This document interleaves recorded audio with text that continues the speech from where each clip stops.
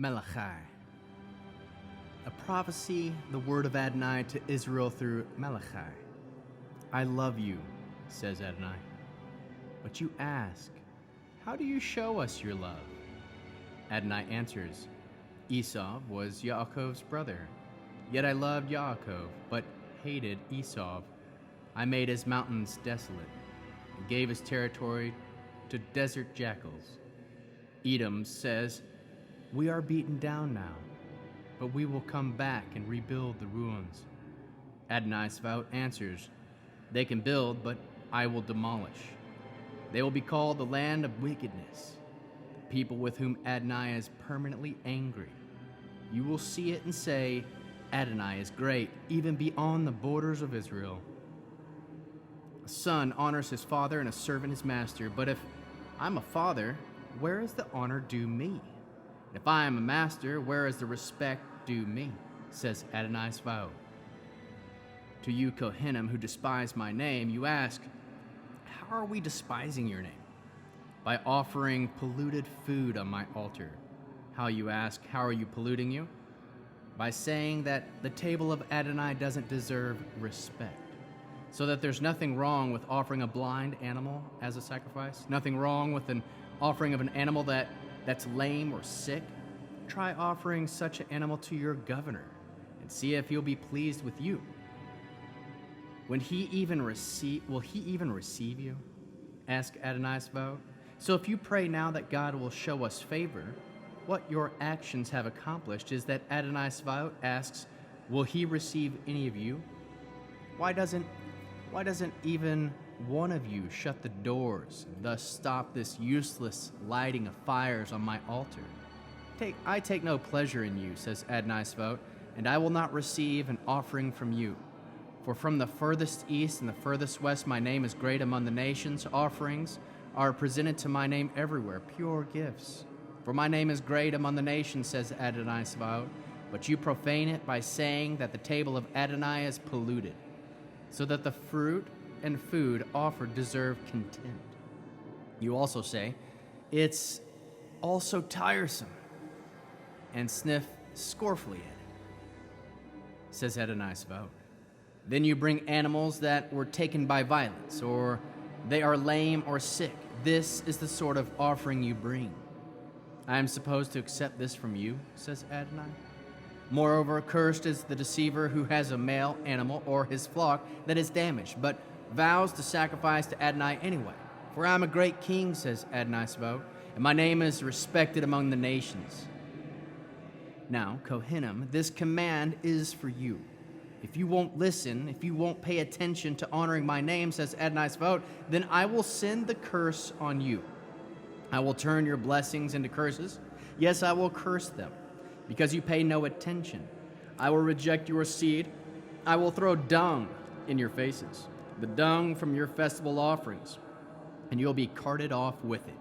Then you will know that I sent you this command to affirm my covenant with Levi, says Adonai Svaot. My covenant with him was one of life and peace, and I gave him these things. It was also one of fear, and he feared me. He was in awe of my name. The true Torah was in his mouth. No dishonesty was found in his lips. He walked with me in peace and uprightness, and turned many away from sin. A Kohen's lips should be safeguard knowledge, and people should seek Torah from his mouth, because he is the messenger of Adonai Svaot. But you turned away from the path. You caused many to fail in the Torah.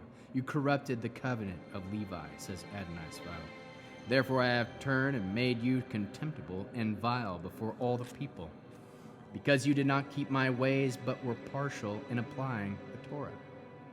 Don't we all have the same Father? Didn't one God create us all? Then why do we break faith with each other, profaning the covenant of our ancestors? Yehuda has broken faith. An abomination has been committed in Israel and Jerusalem, for Yehuda has profaned the sanctuary of Adonai, which he loves, by marrying the daughter of a foreign god. If a man does this and presents an offering to Adonai Svaot, may Adonai cut him off from the tents of Yaakov, whether initiator or follower. Here is something else you do. You cover Adonai's altar with tears, with weeping and with singing, because he no longer looks at the offering or receives your gift with favor. Nevertheless, you ask, why is this? Because Adonai is witness between you and your wife of your youth that you have broken faith with her, though she is your companion, your wife by covenant, and hasn't he made them one flesh in order to have spiritual blood relatives? For what the one flesh seeks is a seed from God. Therefore, take heed to your spirit and don't break faith with the wife of your youth. For I hate divorce, says Adonai, the God of Israel, and him who covers his clothing with violence, says Adonai Sabaoth. Therefore, take heed to your spirit and don't break faith.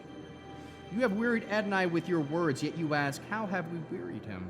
By saying that anyone who does wrong is good from Adonai's perspective, and that he is delighted with them, or by asking, where is the God of justice? Look, I am sending my messenger to clear the way before me, and the Lord whom you seek will suddenly come to his temple. Yes, the messenger of the covenant in whom you take such delight. Look, here he comes, says Adonai Sabaoth. But who can endure the day when he comes? Who can stand when he appears? For he will be like a refiner's fire, like the soapmaker's lye. He will sit testing and purifying the silver. He will purify the sons of Levi, refining them like gold and silver, so that they can bring an offering to Adonai uprightly. Then the offering of Yehuda and Jerusalem will be pleasing to Adonai, as it is in the days of old, as in years gone by. Then I will approach you for judgment, and I will be quick to witness against sorcerers, adulterers, perjurers, against those who take advantage of wage earners, widows, and orphans, against those who rob foreigners of his rights and don't fear me, says Adonai Sabaoth. But because I, Adonai, do not change, you, sons of Yaakov, will not be destroyed. Since the days of your forefathers you have turned from my laws and have not kept them. Return to me, and I will return to you, says Adonai Sabaoth. But you ask, in respect to what are we supposed to return? Can a person rob God? Yet you rob me. But you ask, how have we robbed you? In tithes and voluntary contributions. A curse is on you, on your whole nation, because you robbed me. Bring the whole tenth into the storehouse, so that there may be food in my house. And put me to the test, says Adonai Sabaoth. See if I won't open for you the floodgates of heaven and pour out for you a blessing far beyond your needs. For your sakes I have forbidden the devourer to destroy the field, to destroy the yield from your soil. And your vine will not lose its fruit before harvest time, says Adonai Sabaoth. All nations will call you happy, for you will be a land of delight, says Adonai Sabaoth. You have spoken strongly against me, says Adonai, yet you say, how have we spoken against you? By saying there is no point in serving God. What good is it to obey his orders or to walk about as mourners before Adonai Sabaoth? We consider the arrogant happy, as evildoers prosper. They put God to the test, nevertheless they escape. Then those who feared Adonai spoke together, and Adonai listened and heard. A record book was written in his presence for those who feared Adonai and had respect for his name. They will be mine, says Adonai Sabaoth, on the day I compose my own special treasure. I will spare them as a man spares his own son who serves him. Then once again you will see the differences between the righteous and the wicked, between the person who serves God and the one who doesn't serve him. For the day is coming, burning like a furnace, when all the proud evildoers will be stubble.